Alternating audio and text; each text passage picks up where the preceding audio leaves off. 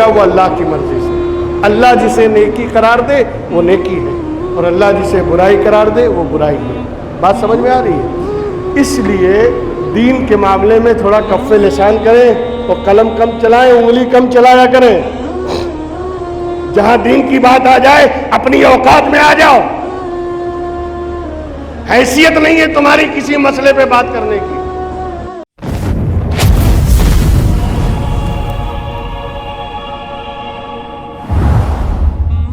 جو اللہ نے بیان کیا وہ شریعت, وہ اللہ کی مشیت, اور نبی نے جس کو چھوٹ دے دی وہ نبی کی طبیعت. تو اللہ کی مشیت اور نبی کی طبیعت کا نام شریعت ہے, تمہاری طبیعت کا نام شریعت نہیں ہے کہ تم جسے چاہو وہ اچھا ہو, تم جسے چاہو وہ برا ہو جائے. ابے تیرے چاہنے سے یا تیرے اینگل سے اگر کوئی اچھا اور برا ہونے لگے تو سب سے برا تو خود ہے. اپنے گریبان میں جھانک کے دیکھ, اپنے کردار کو دیکھ, اپنے کریکٹر کو دیکھ, اپنی دولت پہ نظر کر, کتنے حرام اور حلال کر کے تو نے جمع کیا ہے اور دوسروں پہ انگلی اٹھا رہا ہے. جسے تو اچھا کہے وہ اچھا ہے اور جسے تو برا کہے برا ہے. اٹھا قرآن. اللہ فرماتا ہے عسیٰ ان تکرہوا شیئا وہو خیر لکم وعسیٰ ان تحبوا شیئا وہو شر لکم واللہ یعلم وانتم لا تعلمون. کبھی ایسا ہوتا ہے کہ جسے تم برا سمجھتے ہو وہ تمہارے حق میں بہتر ہوتا ہے, اور کبھی ایسا ہوتا ہے کہ جسے تم اچھا سمجھتے ہو وہ تمہارے لیے برا ہوتا ہے. واللہ یعلم وانتم لا تعلمون. اللہ بہتر جاننے والا ہے, تم کچھ نہیں جانتے ہو. تو تمہاری پسند اور ناپسند کا تو یہ عالم ہے کہ تم اچھا برا جانتے نہیں اور کسی کو بھی اچھا کہہ دیا, اور تمہارے کہنے سے کوئی اچھا ہو جائے گا اور تمہارے کہنے سے کوئی برا ہو جائے گا. اللہ جسے اچھا کہے وہ اچھا ہے اور اللہ جسے برا کہے وہ برا ہے. قرآن کو سمجھنے کی کوشش کریں, قرآن کو کے اوپر غور کریں. اللہ کہنا کیا چاہتا ہے, اللہ کی منشا کیا ہے, اللہ کی مراد کیا ہے, اللہ ہم سے کیا خطاب کرنا چاہتا ہے, اللہ کی ریکوائرمنٹ کیا ہے, اللہ کی ڈیمانڈ کیا ہے, اللہ ہماری زندگی کیسی چاہتا ہے, یہ سوچنا چاہیے. آدمی کو قرآن سے یہ ہدایت لینی چاہیے. مگر ہم نے تو قرآن خوانی تک رکھ دیا ہے, قرآن فہمی نہیں ہے. قرآن پڑھنا بس ہو گیا, حق ادا ہو گیا, قرآن سمجھنا نہیں ہے. سمجھ نہیں ہے, ورنہ انشاءاللہ اسی بات کو میں آئندہ آگے بڑھاؤں گا. مگر یہ بات اپنے ذہن میں رکھ کے چلیں کہ جسے تم نیکی سمجھو وہ نیکی بن جائے, ایسا نہیں ہے. بلکہ نیکی وہ ہے جسے اللہ نیکی بنا دے, وہ برائی وہ ہے جسے اللہ برا کہہ دے. اس لیے ہمیں یہ دیکھنا پڑے گا کہ ہم جسے اپنی مرضی سے نیکی بنانے جا رہے ہیں, جسے مثال یہ قربانی آ رہی ہے نا, پابندی لگی ہے, حالات ایسے ہیں, کچھ تو حالات ایسے ہیں, کچھ षड्यंत्र ہے, کچھ حالات ہیں اور کچھ سازشیں ہیں. سب مل کے یہ ہے کہ بھائی قربانی نہیں ہوگی, مت کریں. اب راستے کیا نکالا جائے؟ اب یہ کوئی عالم سے نہیں پوچھ رہا ہے, فیس بک پہ بیچ چالو ہو, سب کھڑے ہو کے موتنے والے فتویٰ دے رہے ہیں, ناپاک 24 گھنٹہ ناپاک گھومنے والے فتویٰ لکھ رہے ہیں, جنہیں استنجے کا ڈھیلا کتنا بڑا ہونا چاہیے یہ بھی نہیں معلوم, اور جو آبدس لیا جاتا ہے کتنی انگلی سے لینا چاہیے وہ بھی نہیں معلوم, وہ فتویٰ لکھ رہے ہیں. نہ سنت جانے, نہ نفل جانے, نہ مستحب جانے, نہ حرام جانے, نہ حلال جانے, اور فتویٰ دے رہے ہیں. یہ شریعت کے ساتھ سب سے بڑا مذاق کیا جا رہا ہے.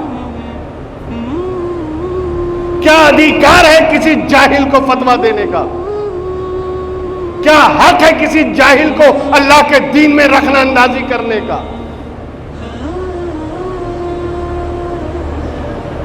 میں آپ کے پاس آ کے کہوں میرا کیس لڑ دیجئے، کالا کوٹ میں بنوا دیتا ہوں، کالی پینٹ میں سلوا دیتا ہوں، ٹائی میں بنوا دیتا ہوں، آپ چلو گے کورٹ میں میرا کیس لڑنے کے لیے؟ آپ کہیں گے بھائی میں وکیل تھوڑی ہوں، میرے پاس ڈگری نہیں، میں جاہل آدمی ہوں، میں کالا کوٹ پہننے سے وکیل تھوڑی ہو جاؤں گا۔ تو تم کیا سمجھتے ہو ٹوپی اور کرتا اور داڑھی رکھ لینے سے تم علامہ ہو جاؤ گے؟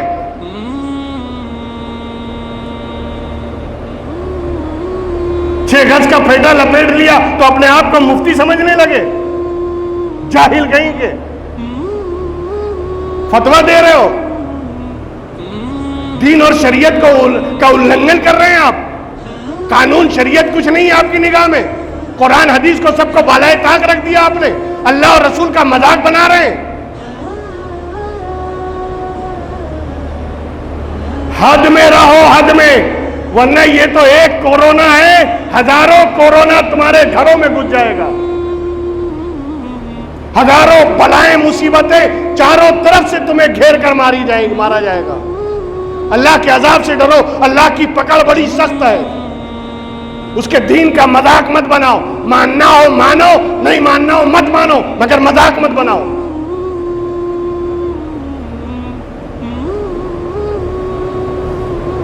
تمہاری مرضی سے نہیں چلے گا، جو ہوگا وہ اللہ کی مرضی سے۔ اللہ جسے نیکی قرار دے وہ نیکی ہے، اور اللہ جسے برائی قرار دے وہ برائی ہے۔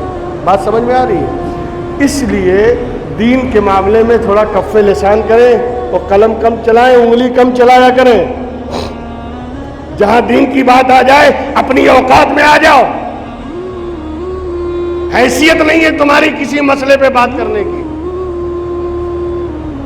حدیث کی بڑی ہے سے حدیث بڑی ہے سے ہے کہ چھوٹی ہے سے یہ بھی نہیں معلوم، اور چلے اہل حدیث بننے، سب کو حدیث سنا رہے ہیں۔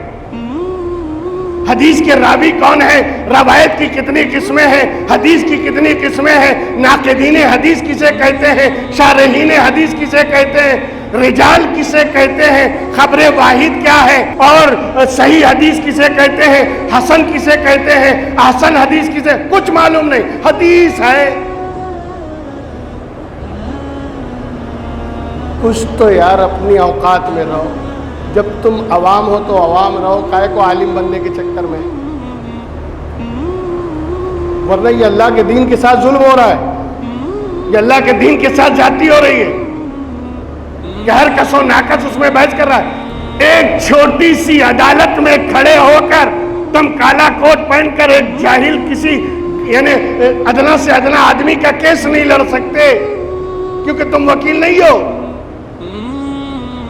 اللہ کی بارگاہ میں، خدا کی بارگاہ میں زبان درازی ہو رہی ہے، اللہ کے دین کے بارے میں اپنی مرضی سے مسئلہ بتایا جا رہا ہے۔ کیا تمہیں ذرا بھی خوف نہیں ہے قبر میں جانے کا؟ کیا تمہیں ذرا بھی خوف نہیں ہے قبر میں سانپوں کے ڈسے جانے کا؟ کیا تمہیں ذرا بھی خوف نہیں ہے کہ اللہ تمہاری قبر میں اژدہا مسلط کر دے گا، جہنم کے بھڑکتے شعلوں میں ڈھکیل دیا جائے گا، نہ جانے کیسے کیسے عذابوں سے تمہیں دوچار ہونا پڑے گا؟ ذرا بھی خوف نہیں ہے آخرت کا، قبر کا، حشر کا، کچھ خوف نہیں ہے۔ بس اٹھایا زبان، تالو سے لگا دیا۔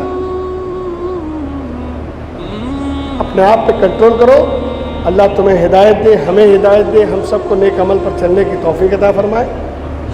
بس وہی کہا کرو جو قرآن نے کہا، جو دین نے کہا، جو حدیث نے کہا، جو شریعت نے کہا، اس لیے کہ وہی اسلام ہے، وہی ایمان ہے، اور اسی پر چلنا ایک مومن ہونے کی شان ہے۔